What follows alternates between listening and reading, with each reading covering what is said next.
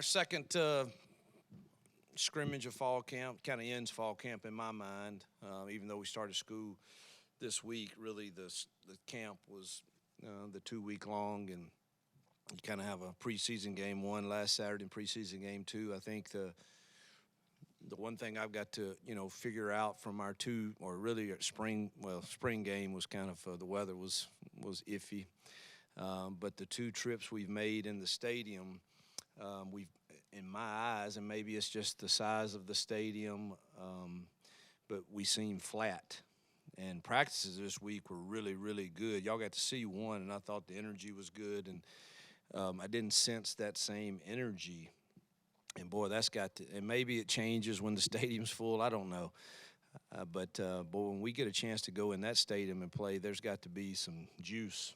And, again, maybe it's been a while since I've been in a stadium that size, and I'm making – but that's what kind of was on my mind. And secondly, just good God, we had SEC officials today, and I got to watch the film. I don't know if they hadn't done anything in a year, and they were flag happy. So I've got to look and see if all these holds and pass interferences and but we had the good thing, it was not any of the we had one but on field goal team, but it wasn't many procedural things or alignment. It was all, we got a hold here, or we got a block below the waist here, or we've got pass interference here, or so we got to clean those things up, because it was, you'd have a hard time today. We had some really explosive runs called back for holds, and so those are the two things that stood out to me negatively. We had one turnover that was a good play by the defense, probably a poor decision I hadn't watched the film, but from where I was standing on Peyton on the throw, and it sailed a bit on him. And so it was good to see the defense get a takeaway. That's the only turnover we had. And, boy, I thought we ran the ball well again. And I thought Shane Hooks made some really, really, really nice catches. And we got to get others to come along in that room too. Peyton and Robbie both had really solid days. It looks like Peyton was 12 for 17, 2 TDs and a pick. I don't know how many yards. And Robbie was 8 for 15 and 2 TDs. Holden was 7 for 11. So I thought, we, threw and caught it fairly well.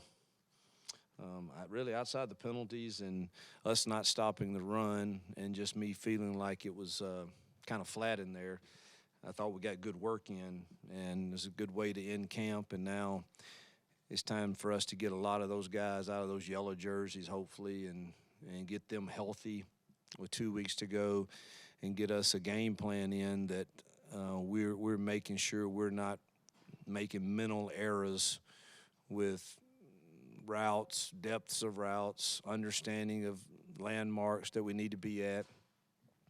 And I don't know how much of that there was. I know there was a couple of those, but until I watch the film, I won't know. But I know there were a few that I thought really, really hurt a play, because, the receiver's supposed to convert or something and he doesn't, and it's disaster.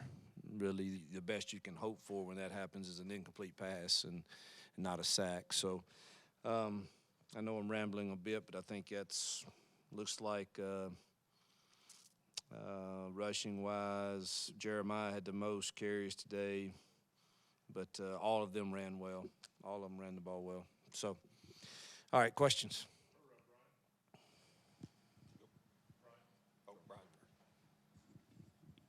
Yes, Coach. What sort of stood out about Shane Hooks today, and basically all fall? What have you liked about him? Well, he's a big target, and I wish he played the game a little faster, and we've got to get him to do that. I think some of that comes from maybe not playing against the speed at this level yet. But if we can get him convinced to run every route and knowing, dude, you can get a break if, but run this route like the game depends upon it. And I think that's the case, truthfully, with a lot of our transfer receivers. You take, now again, some people have been hurt, and I really hadn't seen them. Camden Brown practiced the last 2 days and had a touchdown catch today, which was nice to see. But Malcolm is not practicing right now, and Coy has not practiced. He got hurt in summer workouts, still hasn't practiced, but he's getting closer. But it seems like the transfers, the new guys, I've got to get them to play faster all the time. And Shane is the same way, but I tell you, he made, I don't know how many catches today, but I don't even know where to look. The guy made some really nice catches and runs after the catch, and then one of the touchdowns he caught was kind of like if it were a game, it would be on Sports Center tonight. One of those type one-handed type top back of the end zone grabs. So he had a really solid day. Coach, what did you learn about your team today the most, and were you guys able to use this scrimmage to maybe slide in some game prep for UMass? No, we're still so new as a team, and I told them in the team meeting this morning, man, it's now time to, whether you just got here, whether you've been here 4 years or whatever, man, it is we. It ain't no old and new, it is we, and play so well that I don't have a choice but to acknowledge it. And I think we're still kind of a football game to me is a bunch of individual plays that go for 65 of those or 80 of those, whatever you play on either side of the ball. And it's the culmination of how well you're able to put the last one behind you and play the next one. Irregardless of how good the last one was or how bad the last one was, do we have the ability to put that in the trash and play the next one? And teams that win most of those individual plays have probably a better chance of winning the game if turnovers and things are the same. And I don't know that we're still I think we're still learning to do that. There's still some of the holdover from, well, man, we just lost 5 yards. Play the next play. There's nothing we can do about that. And I don't need to hear it, and you don't need to talk about it. Let's play the next one. If we talk about it, it needs to be on the sideline. That's where all the adjustments and corrections need to be made. We don't need to talk about it out there, and I think there's still some of that I've got to get, and that's the mental part of the game. And so that's probably and whatever I felt on the lack of real enthusiasm and passion, and again that could have been because of the stadium and these Guardian hats. Maybe I'm fooled, but I missed the sound of the contact, and I asked Jake, dude, are we even coming off the ball? I can't hear anything, and and I think that's some of it too, but really it's the mental side of the game. Are we mentally tough enough to play the whole composition of the 80-play game without the last play affecting us, good or bad? So I think that's where we still have work to do. The positive, we've been able to run the football. And if that's, if you're able to do that, you got a fighting chance. And I've said this to y'all before, it's hard for me to ever leave happy, so I don't know if that means we're pretty good at running it or we're not very good at stopping it. We'll see soon. But we've taken care of the ball offensively, and we've been able to run it, which the teams I've coached that have been able to do that, I think you have a fighting chance.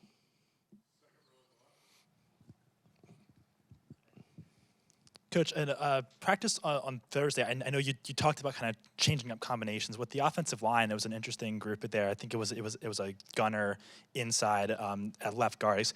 What kind of are you looking for in some of these different groups on the offensive line? And did you just today?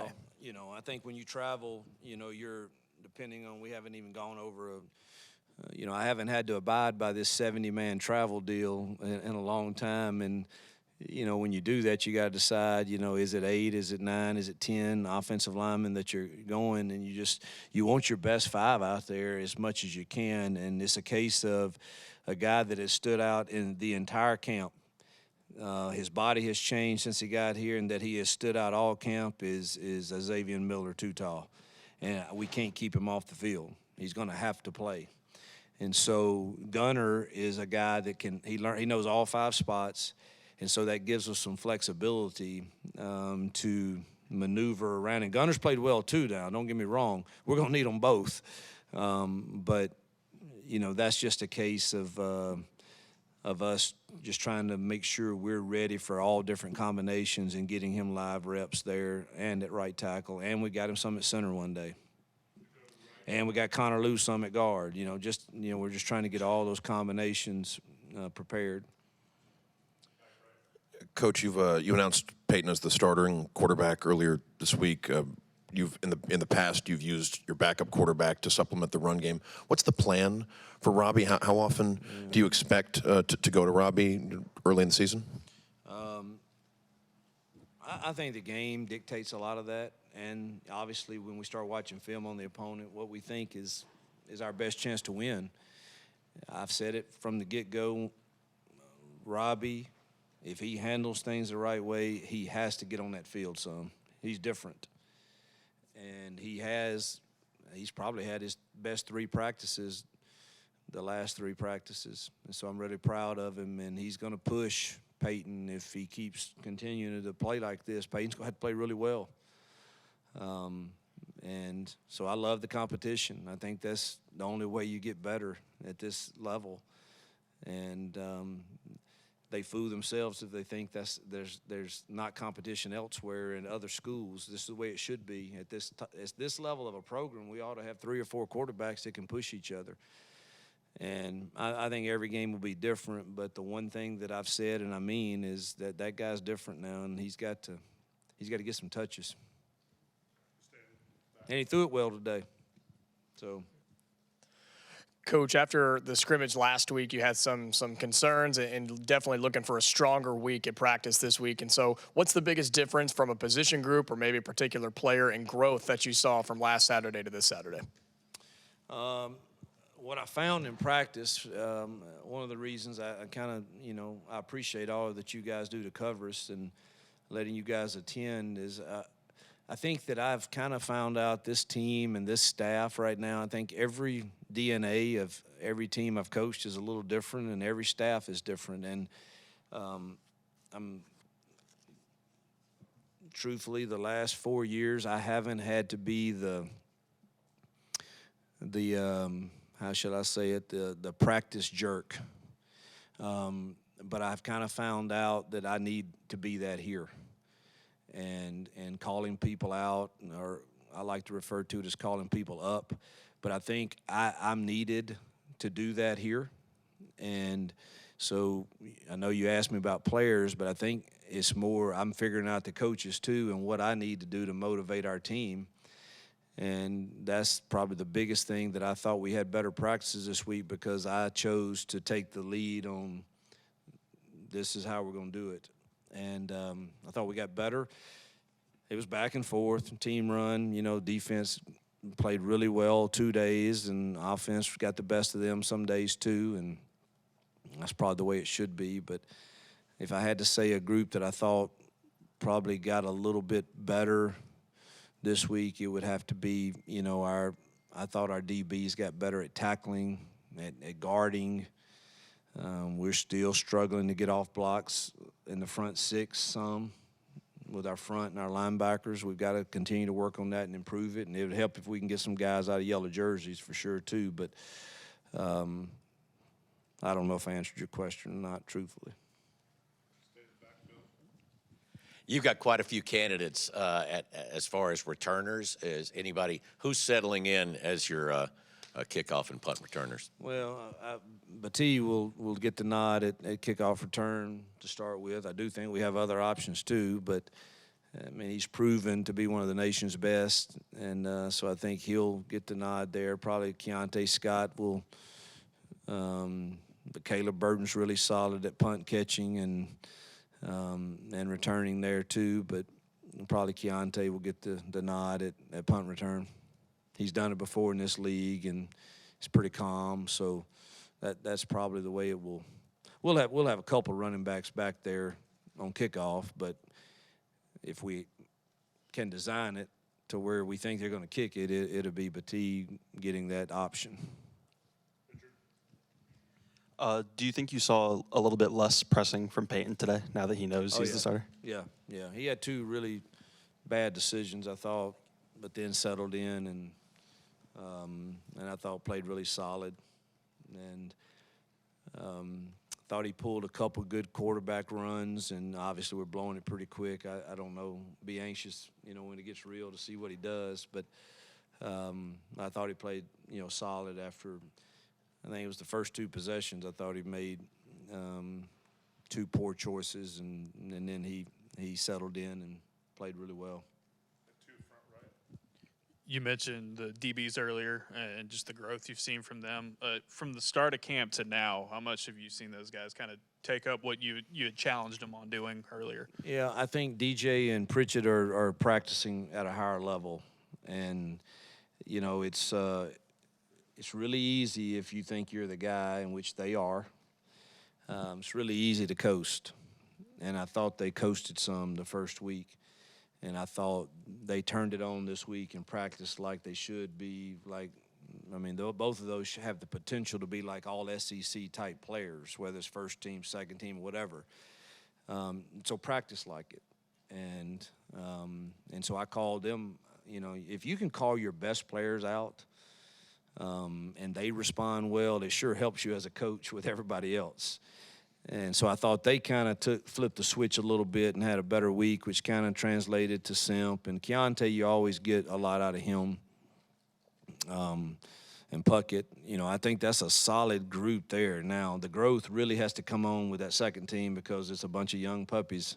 I think they're going to be good, but they're swimming a little bit with all the motions or shifts and different coverages. And I really look forward to us getting a game plan in where we see, all right, they can handle this much. And we're smart coaches if we don't give them more than they can handle. The running back group, it continues to, you knew you had guys, but it continues to grow as Jeremiah Cobb comes on, Sean Jackson in there. How do you try to handle guys that can do so many things and you don't have to count on one guy? I don't know. That's a great problem to have. You keep them fresh and you hope they keep pounding.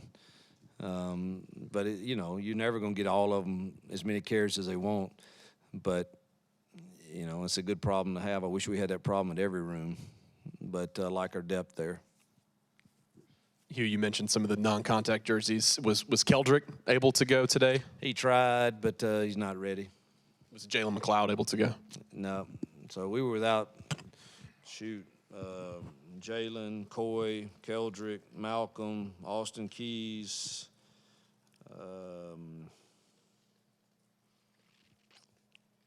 like there was somebody else, but and Nick Mardner too. So we were without some guys that we're counting on for sure. Yep. Yes, Tutal Miller, you mentioned him earlier. What are some things that's really stood out about him and the areas he's improved? And from the time he's gotten here, the job Dom's done with him, his body and his feet are really, really good. He's going to be a really, really good offensive lineman, and he's these catapult deals and that we wear. His explosion is really, really good. He's strong. He's got explosion. He's got flexibility. We need to keep recruiting guys like that. Coach, talk about what you saw from the jack position today. Were you guys able to generate pressure on the quarterback today from that position? Steven Sings had a sack, maybe two.